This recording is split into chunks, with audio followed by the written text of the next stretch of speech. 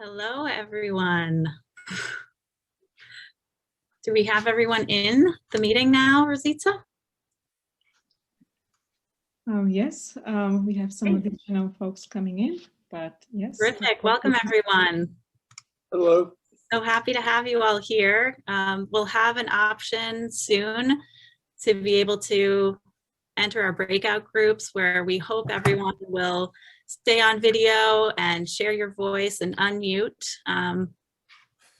Really happy to welcome everyone today. I'm Kate Fulham. I serve as the Executive Director for East End Food Institute here in Southampton, New York.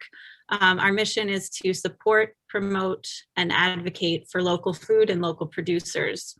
And one of the ways that we're doing that is through this partnership and really examining the local food system and how so many different components work together to get people food. A few housekeeping items. First, I just want to make sure to let everyone know that the session is going to be recorded, both our group session as well as the breakout sessions, to make sure that we're able to share with those who are not able to attend, but also to transcribe your comments, which will be very important to planning the local food system strategy. Second, we're going to be collecting information today, both from your voices, but also in the chat feature, because we have limited amount of time. So I wonder if everyone could just test that out right now and click on the bottom of your screen and the chat window will pop up, and just type in where you are tuning in from today.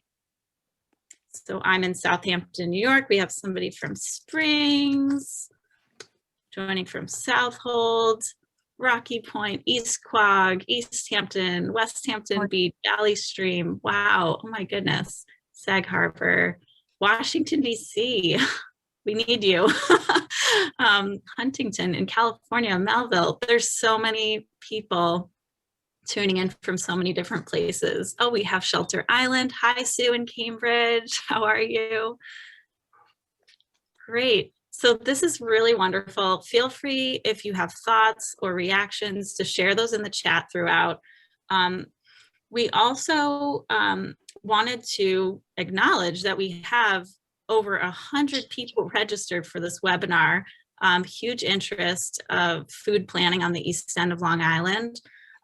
Over 50 different organizations and individuals are represented, so we have a great variety. And we also want to be able to know where you guys are from. So if you wouldn't mind doing another exercise with me, just go ahead to the top right of the little picture that shows you and click on the 3 dots, and you'll see halfway down the screen a little command that says rename. So if you wouldn't mind putting in your name and then comma your affiliation. If you're just, you can put something silly if you want to just say I'm an eater, a consumer, if you're not affiliated with an organization. But it would be helpful just for purposes of our facilitators to be able to call people out by their name and also their affiliation. So I don't see that when it. Me neither. It says stop video, mute, pin, and hide self-view. Yeah. Right next to mute, there should be 3 dots. If you click on those, you should see rename. No, it doesn't come up. It might be that the different systems work different ways. So There's for just those who can choice. do it. For me, it shows up right here if I say rename, but I'll stop sharing. Well, anywho, we'll get to know each other in the breakout sessions going forward. Just want to say thank you to everybody for being here. This is really encouraging. This is the first place to start, is conversation. And we're really excited to share a little bit more about our partners as well. So Nick Freudenberg, if you would like to share a little bit about the CUNY Urban Food Policy Institute and our partnership, I'll let you take it away. Sure. Hi, everybody. So happy to see you all. Some of you I know, and some I'm meeting for the first time. I'm a professor at the CUNY School of Public Health, and I'm also the director of the CUNY Urban Food Policy Institute, which is a group that provides evidence and convening and policy analysis and advocacy to people who want to solve the food problems that face cities, but also the areas around cities. And we work a bunch in New York City, but also in other parts of the country and the region. I'll say more about that in a minute.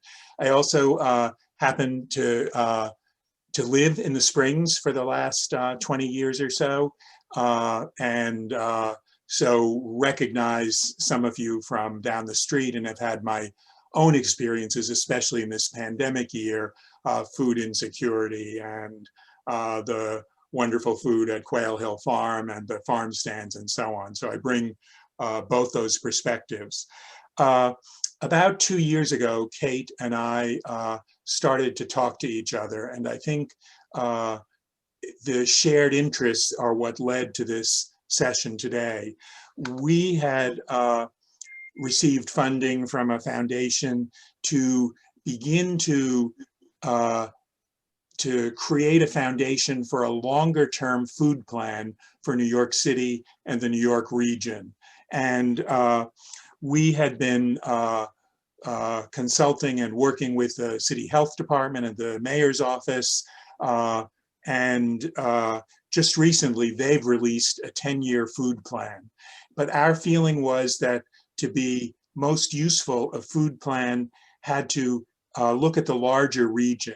And so we thought it made sense to understand the similarities as well as the differences between the needs of eaters and food workers and farmers and food growers in New York by looking at a few other places. And we decided to start on the East End, and we're also now beginning a second venture of that in the Hudson Valley, two areas that are closely connected to New York, have some similarities and some differences. Where we hope to be going over the longer term is to bring together a network of people like yourselves from a few different regions in New York to propose a shared agenda focusing on equity, sustainability, for thriving farmers and eaters and low-income communities around food.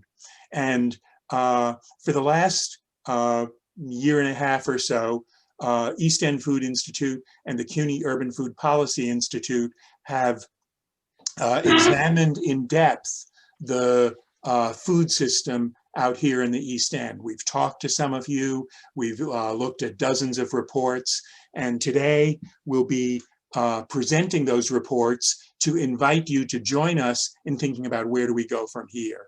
The goal, where we hope to be a year or so from now, is to have together a group that includes many of you, others that you might suggest, who are food stakeholders on the East End, who can develop a plan. We think of a long-term plan, 5 years, 10 years, that will ensure by that time that the big challenges confronting the East End, ensuring that everybody has enough to eat, ensuring that farmers can stay on their land and continue to grow food, ensuring that the farming continues to promote sustainability and to reduce climate change. That's what we're hoping to do, and we're using today's session to move forward on that.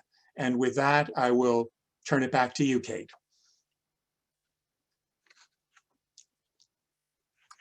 Let's make sure I'm unmuted. So in order to gather some information to get started, we actually have an opening poll of a few questions, 7 actually. We really want to hear from you in terms of ranking the importance of the following items. Number 1, Rosita, if you could launch the poll. And everyone can just take a couple of minutes to read through this, and I'll be quiet while you do that.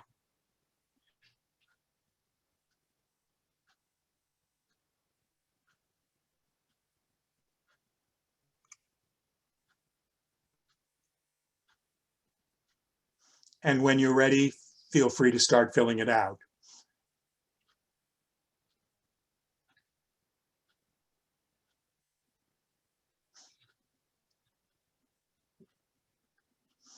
And you go down to 3 Beyond by scrolling down, putting your cursor on the gray bar on the right-hand side.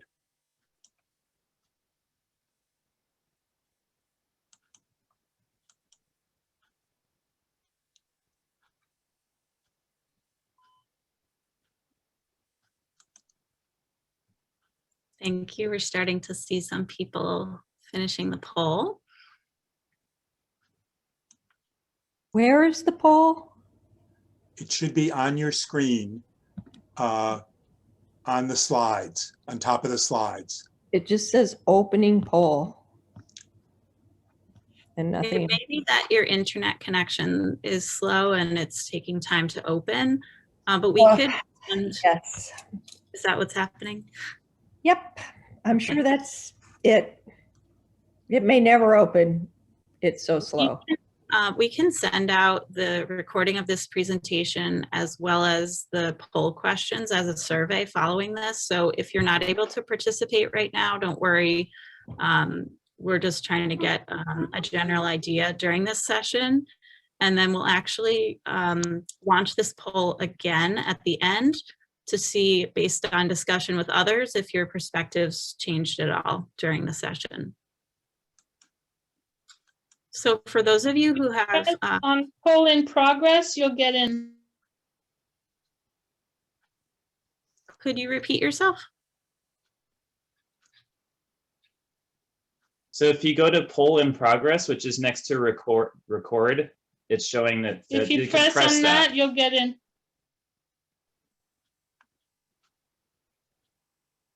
Great. It says that 83% of the people in the session have voted. While we're waiting for the rest, we're also entering some information into the chat. There's a couple questions. If there's anything you'd like to add to the list of priorities that, that were shared in the poll that we didn't cover. And then, are there any existing organizations working on these issues mentioned that we should be aware of for future meetings in case we forgot to include someone? So you can go ahead and type any of that information in the chat if you have thoughts there. And let's, Rosita, close the poll in maybe 20 seconds. Great.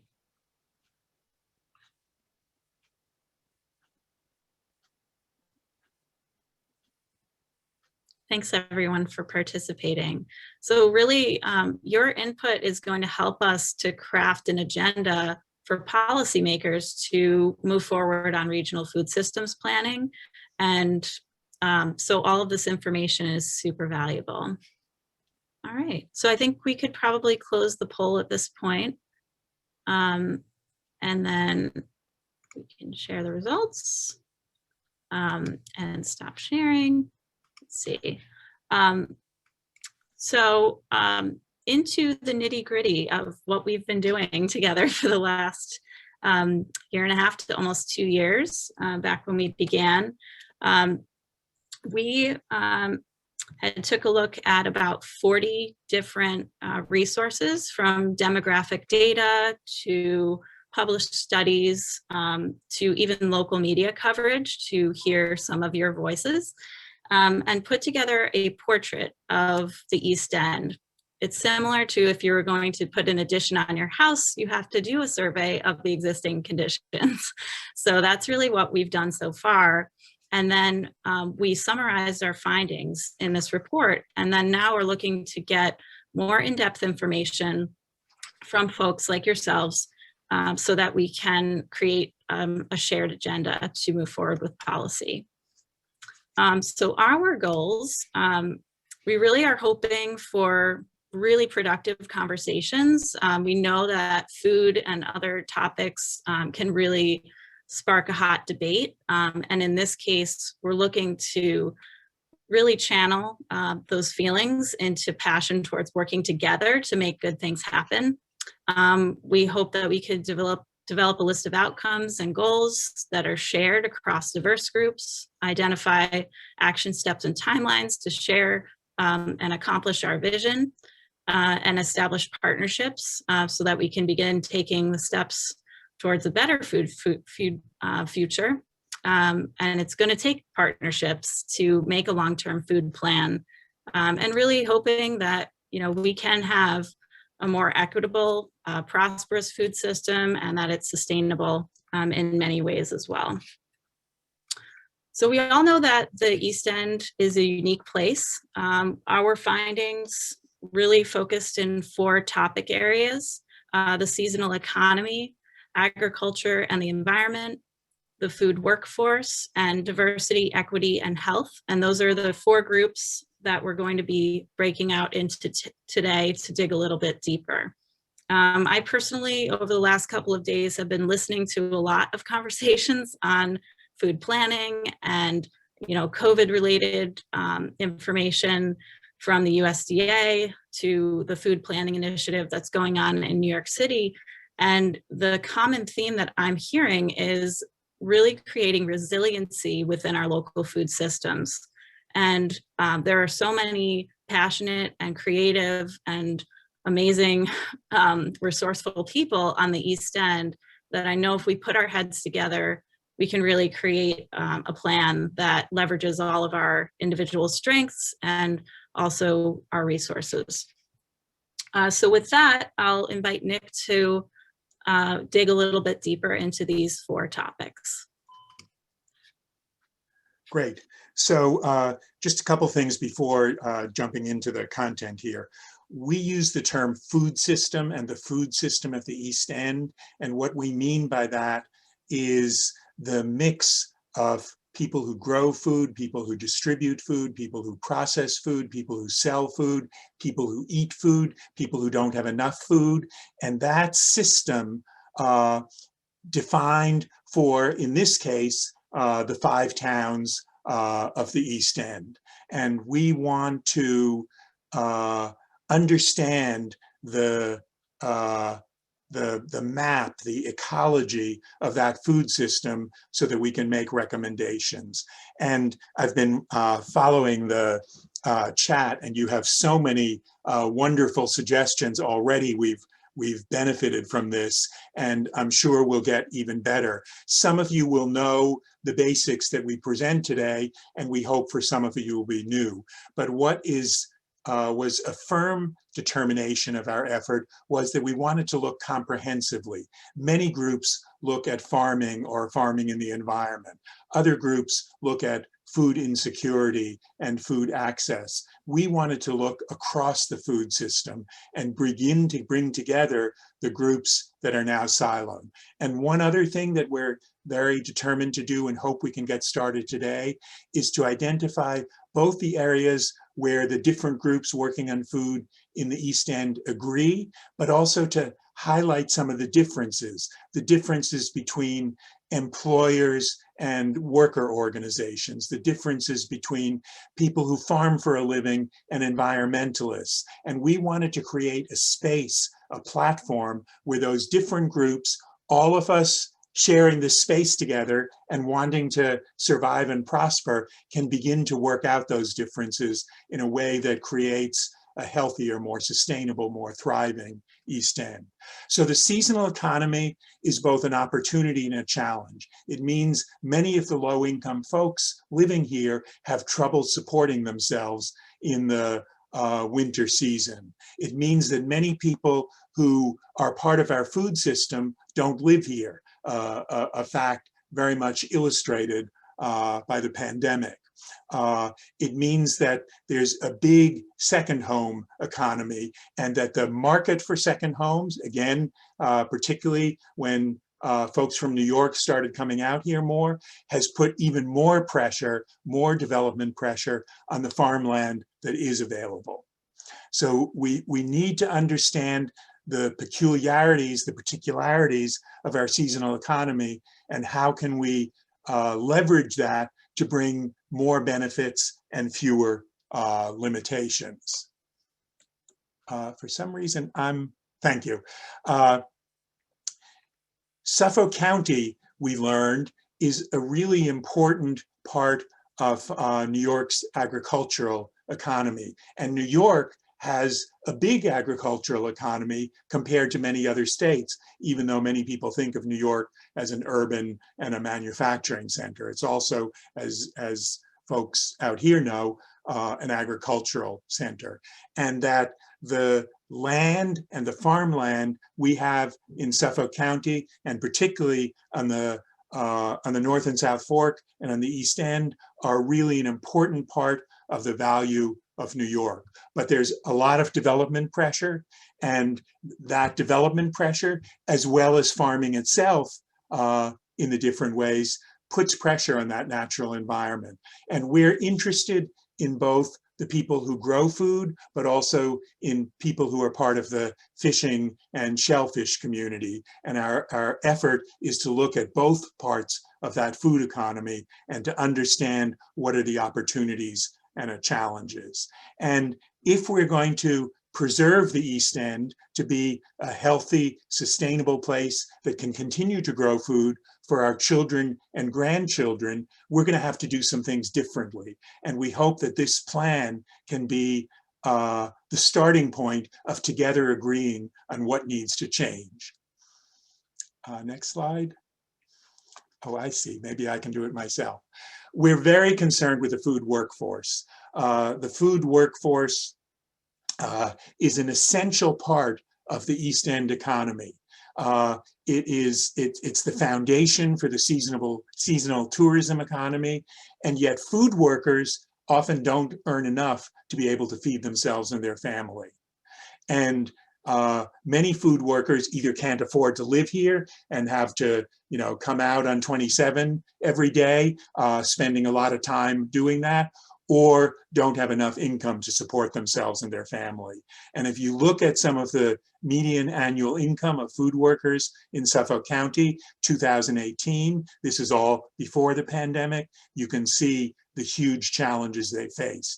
So what's a way of building a thriving food economy that also supports food workers, pays them a decent wage, offers them benefits, offers them safe working conditions, and also allows our economy to thrive?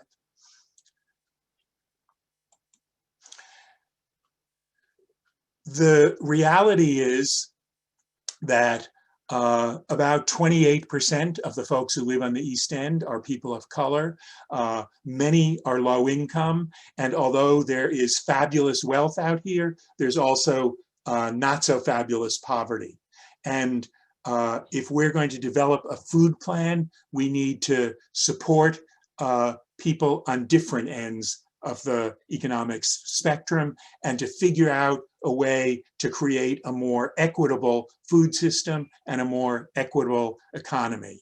The research that we looked at shows that people of color experience higher rates of poverty and diet-related diseases than white residents, and that this higher disease burden and higher rates of poverty are very closely linked to access to food and other essential needs. And while many organizations on the East End are addressing the needs of various groups of low-wage workers, of the big and vital immigrant community on the East End, we need to find a way to bring together that work and the work of farm organizations and food organizations to develop this shared agenda that we're interested in. And finally, COVID, of course.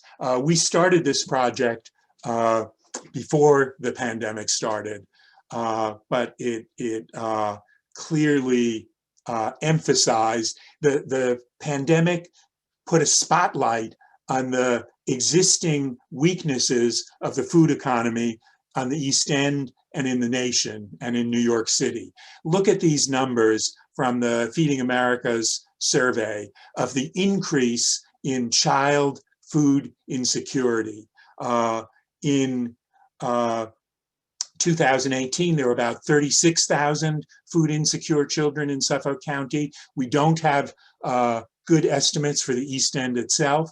And by 2020, that number had gone up to 64,000, almost doubling. What are we going to do about that? And driving down Old Stone Highway past the church that is a food distribution center, still a year into the pandemic, people are lined up every Wednesday to pick up food here, in the wealthy East End of Long Island.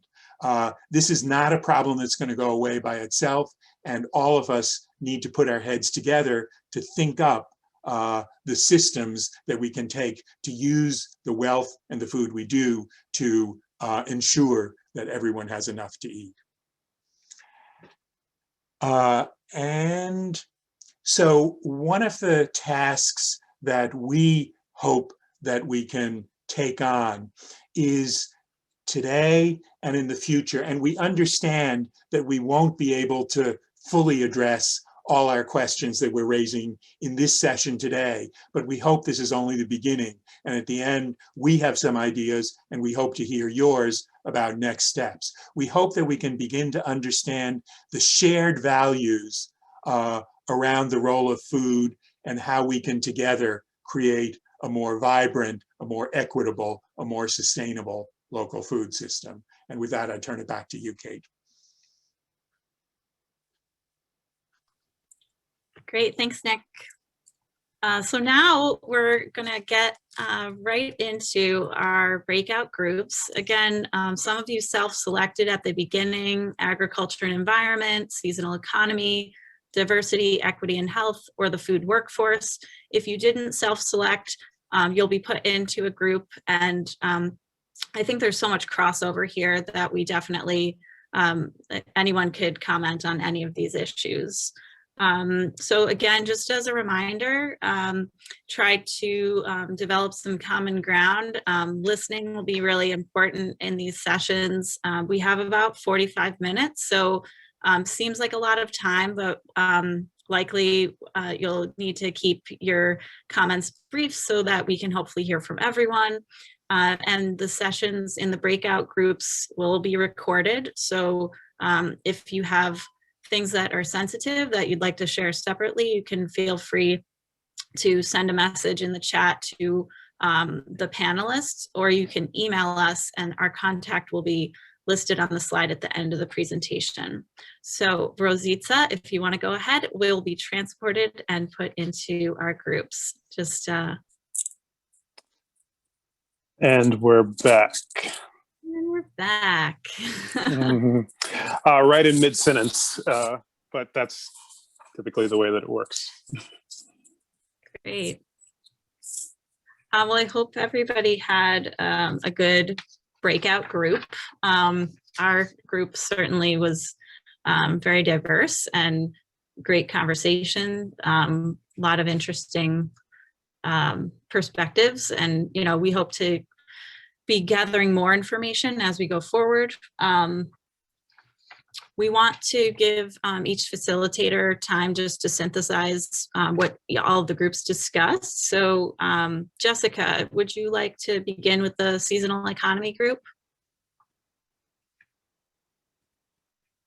I don't know if Jessica's back in here.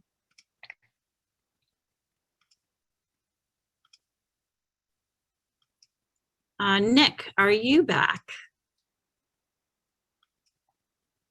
Maybe not. Okay, Craig, would you like to begin? I'm here, and but Craig, go ahead. Okay. Sure. We had, I think, a really good conversation, picking apart both some of the larger issues that have affected food workers over the past year during the pandemic, but also some of the things that were very specific to longstanding issues in Long Island that really are sort of things that were exacerbated by the pandemic. And Mark gave a really good overview of what his experience running restaurants has been like over the past year, and many of the challenges that were related to that.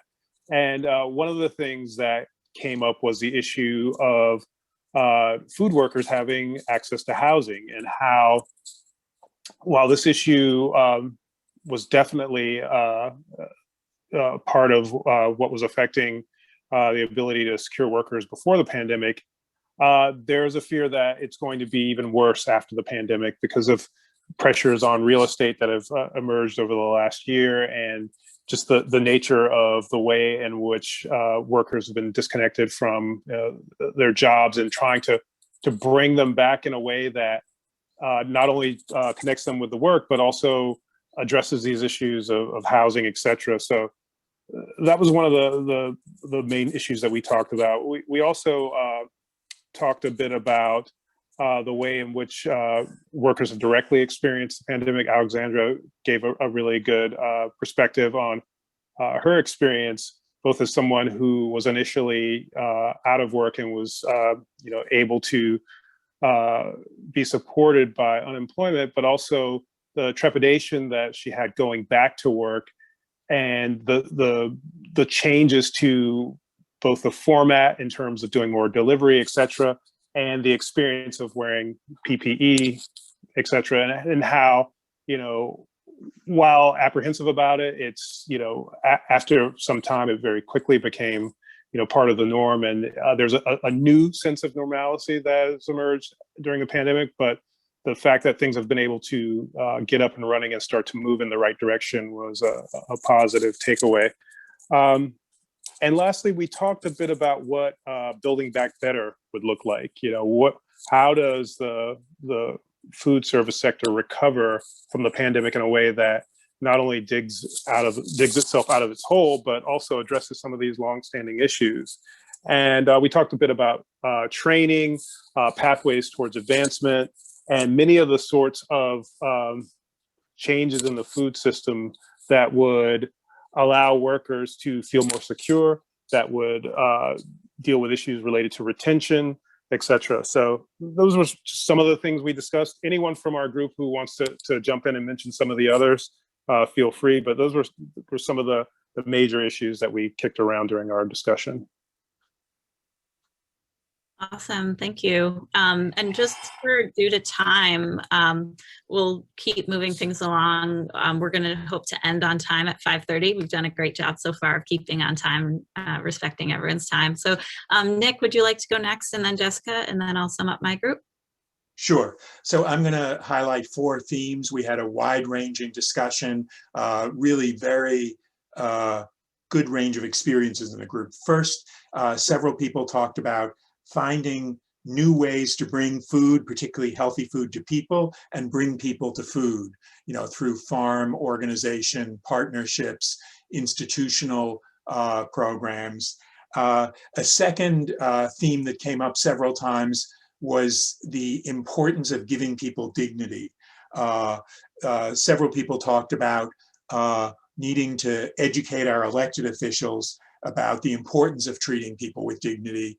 And also we talked about convincing legislators that meeting food needs was a higher priority than they were giving it. And we need to come up with ways to educate our electeds to take that more seriously. A third that resonates with some of the things that Craig mentioned from the food labor group was the importance of other policies outside of food, increasing minimum wage, providing subsidies, public subsidies for healthy food in a variety of programs.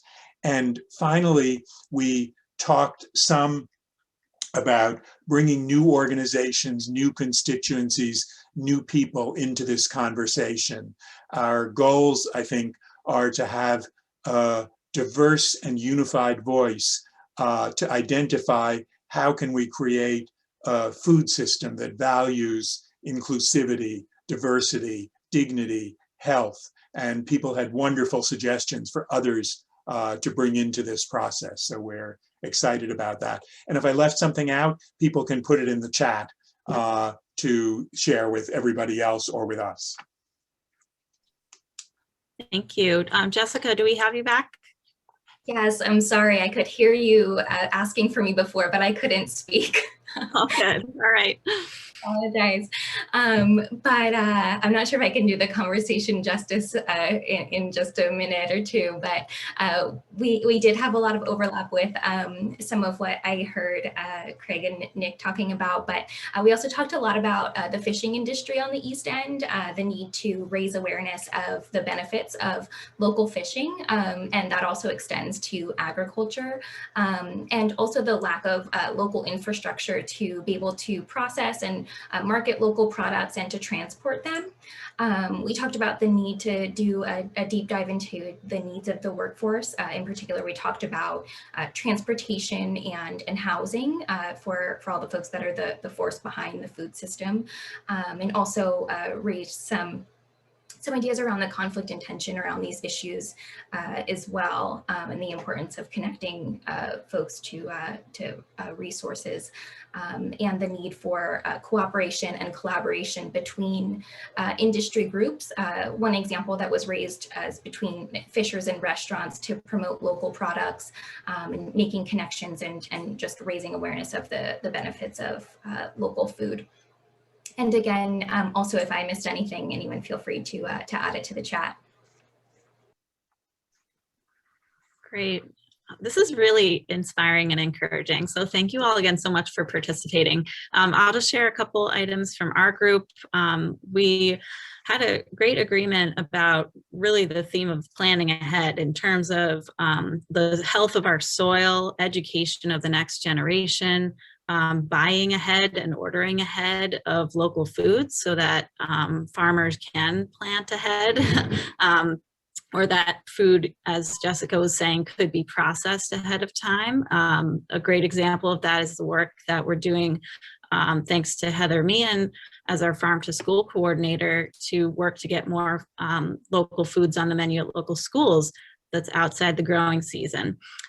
We also talked about incentives to create, an economic viability for farming, and how are we going to continue farming if that's not a reasonable way to make a living, or to get yourself to work, again, with the housing crisis. So lots of overlap.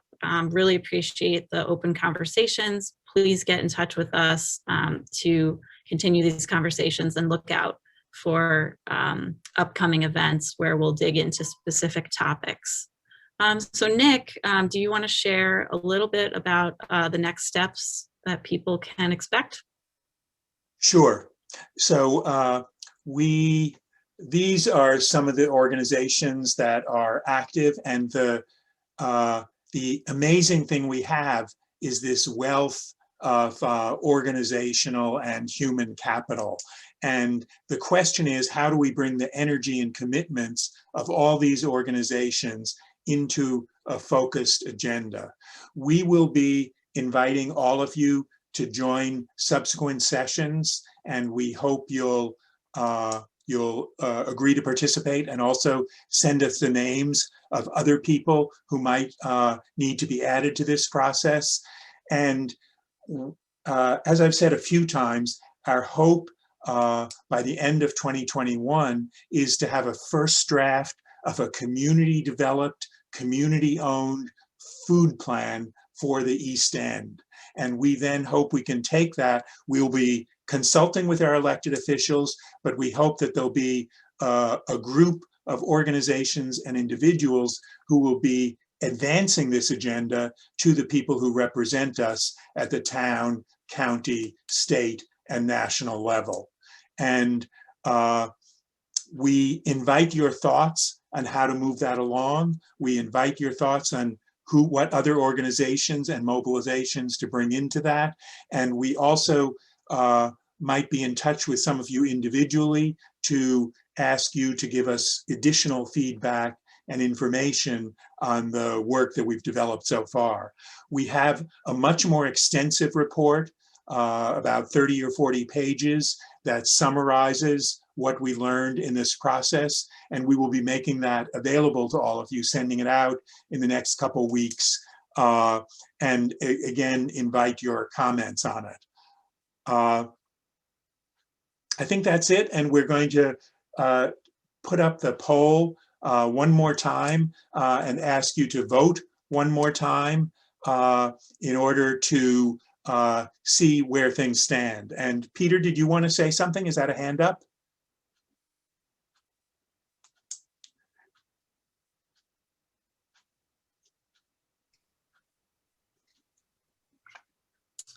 So yeah, we'll take the last couple of minutes to participate in this poll again. These are familiar questions we answered at the beginning, just to see how your perspective might have changed throughout the conversations today. And then we also have a couple of questions after this in terms of, just gauging everyone's interest in participating and developing a food plan for the East End. Those are yes, no questions after we finish up this poll. And then whether or not we could contact you for more information as we navigate the process of food planning. I think we're all going to do the best that we can do to collaborate and to share the resources and the skills and experiences that we have, and hopefully create some political will to change talk into action to really make some changes for the better. So looks like we have 60% people who have voted in here. We'll give it maybe another 30 seconds to finish up and then close the poll. I also had put our contact information. So if you would like to reach out to me or to Nick, please feel free, just with other comments, or if anything seemed like a sensitive issue, I'm happy to include that anonymously.